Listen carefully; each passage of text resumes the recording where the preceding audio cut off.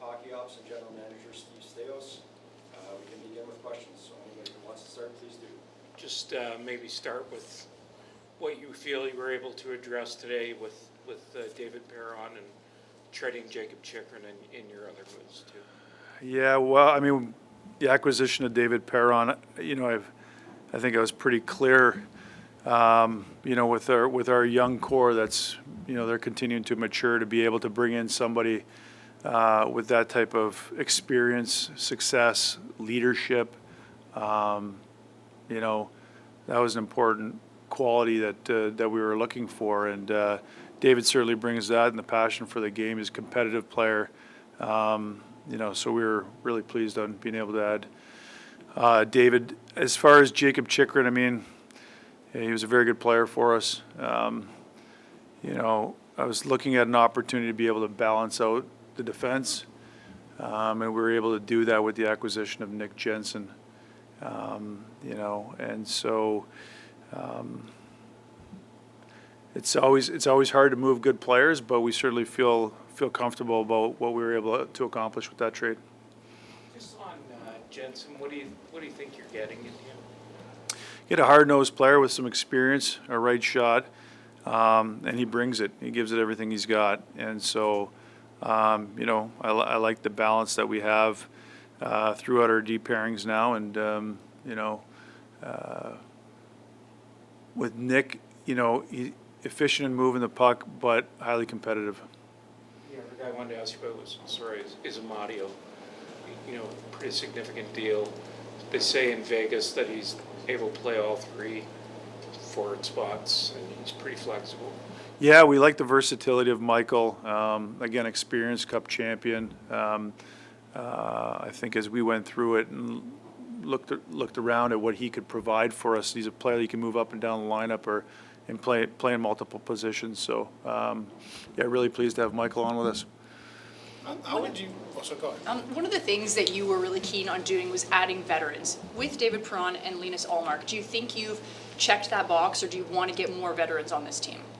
Well, I mean, you make a good point on, but not only veteran, but leaders. And Linus, it's not typical from a goaltending position, but I think the way that Linus carries himself and what he's all about as a person and a player, I think provides a great deal of leadership for us. But both of them, along with Michael as well, and then, I think those are and Nick on the back end, to provide that experience, I think was something that we were looking to do. As I watched our team last year, I felt like we maybe need a little bit more of that at times. So we're pleased with what we were able to do. How would you describe the trade market for Jacob Chikrin, in terms of what the market was like for him? I think there was a lot of interest. There was a lot of interest in Jacob. I mean, I think he's a good hockey player, and so we had lots of conversations on him. There's been a lot of noise around Shane Pinto here this week. Is there anything that you can tell us about the state of negotiations right now with him? Yeah, I think the negotiations, I was made aware of some that was out there today that I think has been refuted now, but the negotiations continue to move on. Sometimes these things take time, but certainly Shane knows what we think of him, and we'll continue to work at it. So you're saying he did not ask for a trade? He did not ask for a trade. And do you feel like right now your top six on the back end is set in your mind?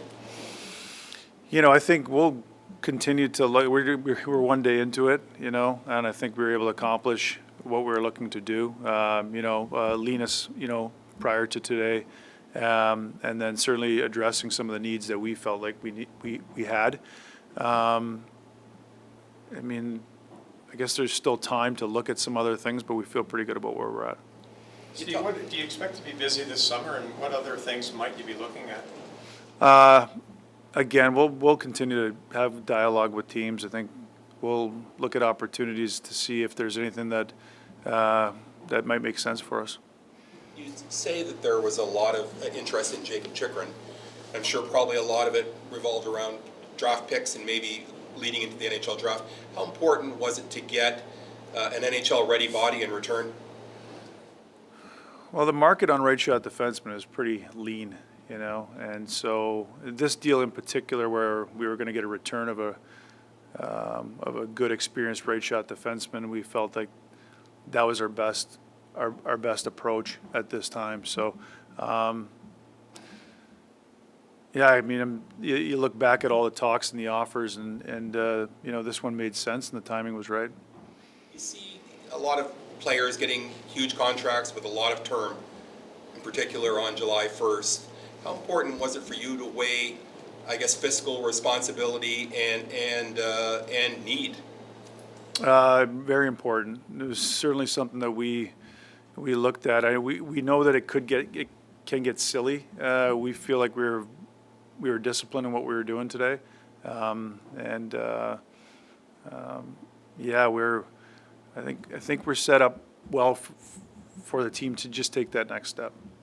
Important was it to get that deal with Chychrun done before free agency opened? Did that provide you with any flexibility, or at least take care of a need for you? Is that?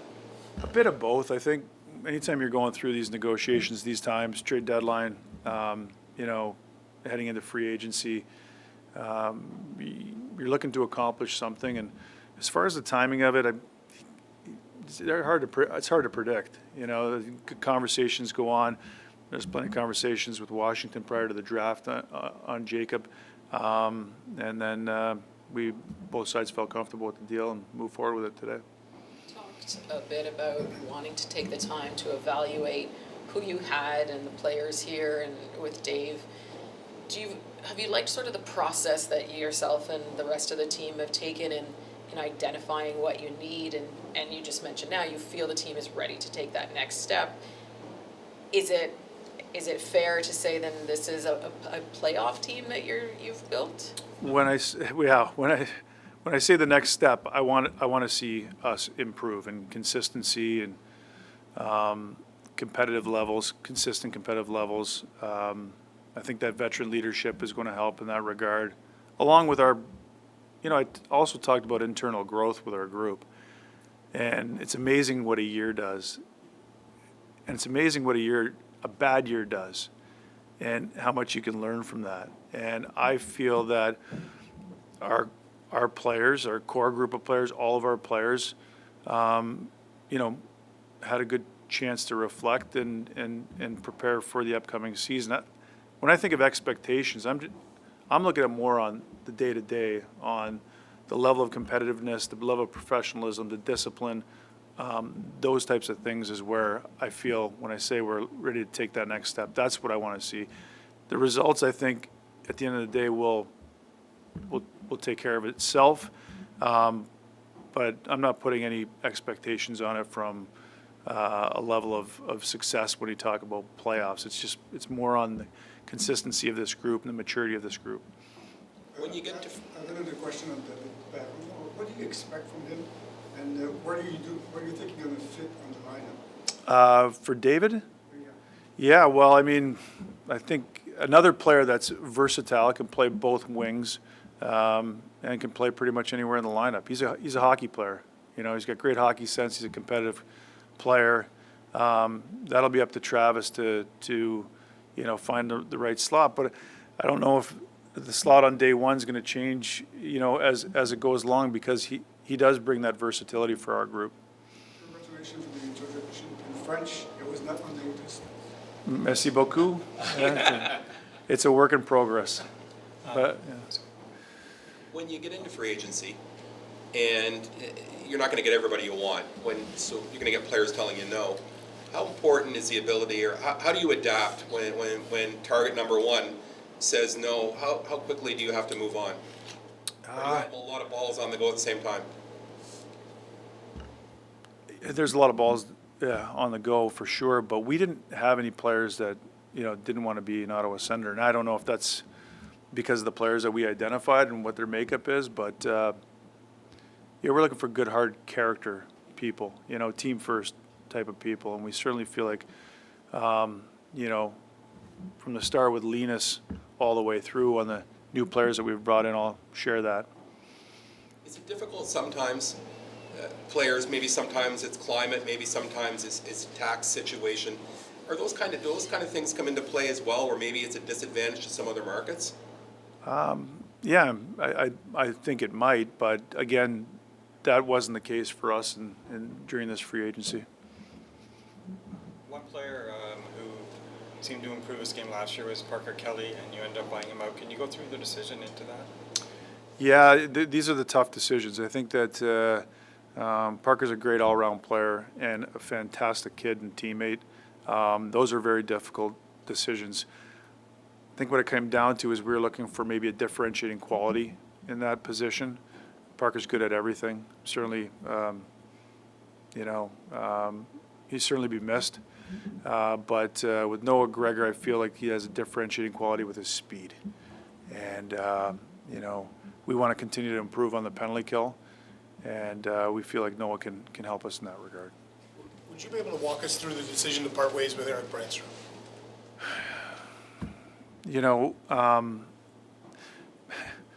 Sometimes players just get themselves in a situation. And so I saw great growth in Eric's game. Quality person, quality player.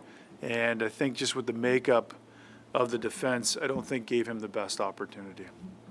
Do you feel like Tyler Cleven's ready for opening night?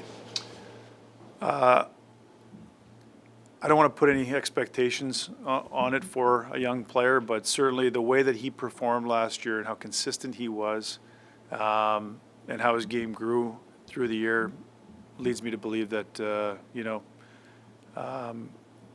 we'll see him at camp. It certainly leads me to believe that he is ready. You mentioned David Perron's competitive spirit. We saw that kind of maybe boil over against you guys last year with the hit on Artem Zub. Did that at all come up in your conversation with him? Only after the fact, when Michael Andlauer texted me that he said we probably should put Perron and Zub in stalls beside each other so they can sort it out. I think that action in particular, shows the competitive spirit of the player. Can you, Steve, provide an update on Josh Norris and his recovery?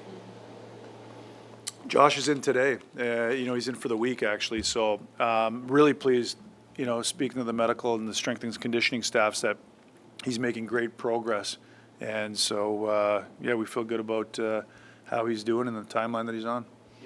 Is the timeline still to be ready for camp? Yes, yeah. We would again. We're gonna take the best approach for Josh to be prepared to play the entire season. You drafted a bunch of players, last week that were pretty tall, pretty big guys. I guess with moving forward with this team, how important is size when building this team? Yeah, we became pretty big out of the draft. We don't focus on that. We're looking for other qualities of the player prior to that, but certainly it's a good thing to have. We didn't focus on the size. We were focusing more on the other qualities. After development camp wraps up this week, what does the next 6 to 8 weeks look like for you?